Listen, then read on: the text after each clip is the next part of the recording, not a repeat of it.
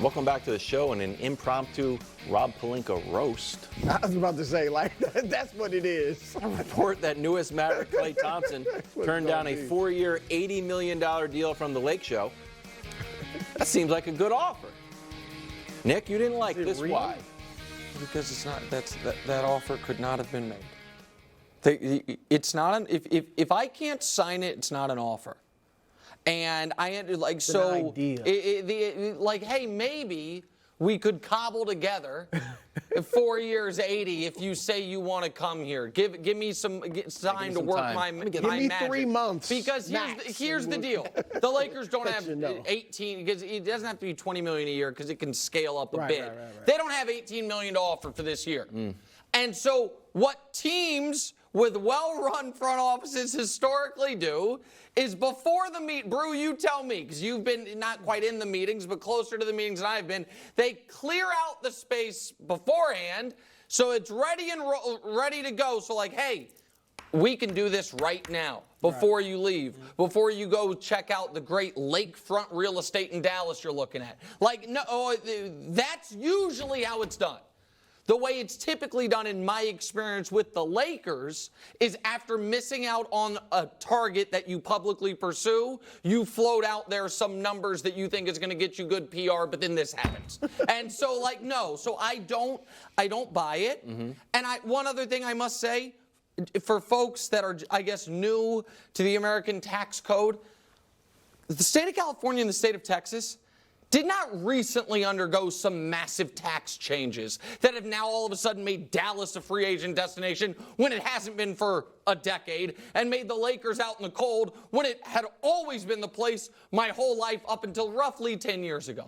So this idea is, it's the taxes. What are you going to do about the taxes? I don't know, man. Dr. Buss never had a problem getting free agents with those taxes, and Mark Cuban forever missed out on free agents despite the taxes. So this whole idea of, it's unfair. It's just the state taxes, man. What are you going to do? Capitalism.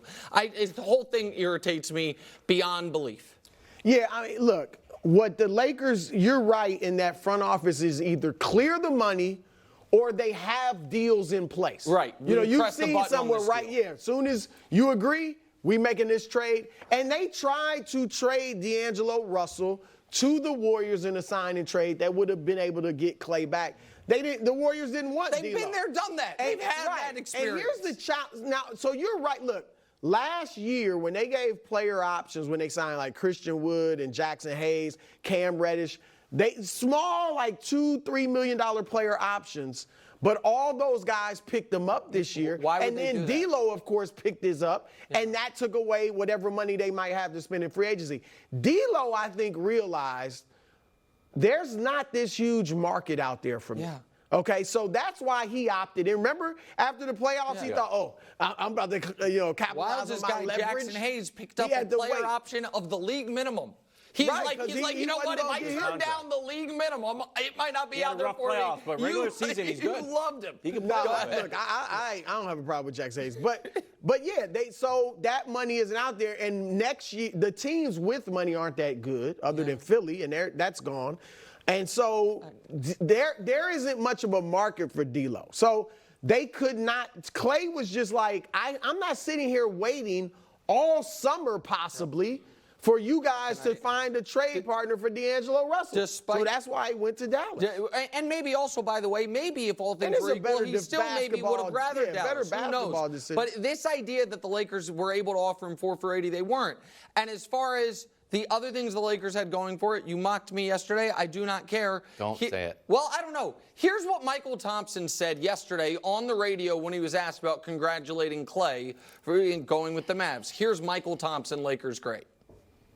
I'm really disappointed. I was hoping, as you can assess, that he would be a Laker. He grew up a Laker fan. He grew up idolizing Kobe Bryant, like most players his age, most kids his age. So I just thought it seemed like it would be the perfect fit for him to finally come back home. Okay, so here's my question, Wilds. I'm going to ask it because you called it a Rob Pelinka roast session, and I don't mean for that to be the case, but I have a question. What does he do? Rob Pelinka? Yeah, what does he do, and what evidence do we have that whatever he does, he's good at it? That's my question. He won a championship. Okay, so He built a team that you always seem to pick. What do you mean? I mean, when there's when you picked them over Denver, and I picked you're them. very optimistic about the team that Denver, I picked them Pelinka's to, the I GM. picked them if they to had beat beaten Denver, you probably were going to pick them to win it all. No, I that was I You would have picked Dallas. If they beat Denver, I you would have said picked on Dallas the to show beat that them? I thought the Lakers would be out of gas if they beat Denver.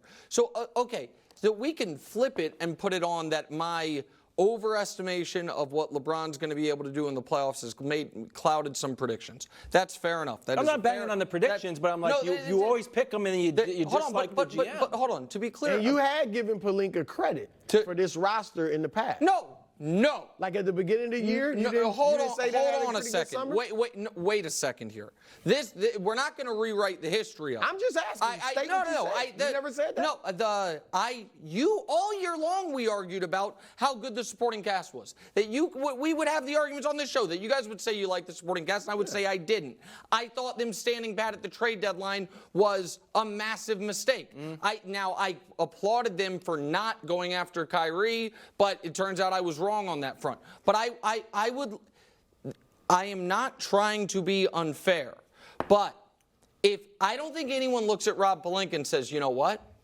Guys like Bobby Marks 2.0 when it comes to understanding the CBA. He's just a wizard. No, in fact, he gives out player options to entice minimum contract guys that then create hurdles for the team. Because, by the way, also under the new CBA, you can't include multiple minimum contract guys in a trade, so you can't even bundle those guys who you might not want on the team anymore. So if it's not CBA wizardry, then the GM's job, and it's not, look at this guy's prusty-ish draft resume, then it's the recruitment part of it. Yeah. The relationships part of it. That's why you hire the agent turned GM, is because of the relationships in theory. And my question is, what evidence do we have of it that he's good at that part?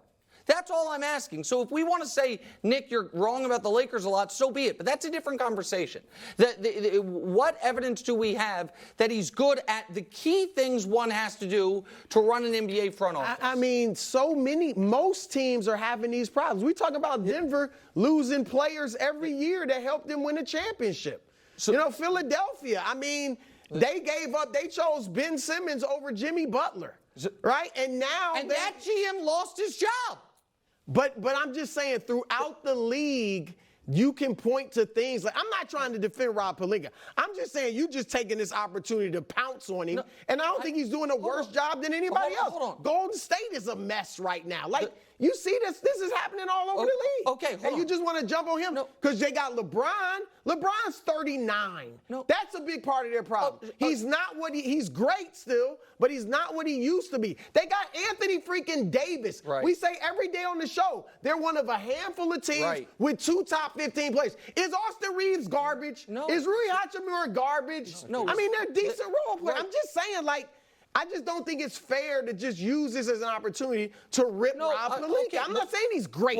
He's made mistakes. But I just want to know the pros to go on with the cons. And you mentioned Golden State. I don't know that Golden State's run well anymore. The guy who built that team's on TV now. Yeah. The Philly example, it cost that guy that and some weird tweets about collars, his job, and other things. Like these guys, to me, when you have in 10 days 2 very public pursuits, and both times you're left at the altar. Once, when you create the pursuit out of thin air, I think for PR, in order to then go hire JJ. And the other one, when you do have the built-in advantages of prestige franchise, dad played here, is a California guy, grew up a Lakers fan, all of it, and you don't have your ducks in a row to make that happen, and instead you're the Lakers, you lose out on it to a team that always lose out on free agents. Questions should be asked. The point I am making is the Lakers used to have a built-in edge when it came to free agent acquisition, when it came to players. I've seen that. They had Jerry West. Right, they had a great GM. Yeah, but Rob Pelinka is not Jerry West. No, who is? On that we can agree. Who is? Tell me the one who is. Nobody's Jerry West, but there's a big gulf. It's a lot of dudes. Picked up a little bit there. Championship or bust for Embiid, S-Bob?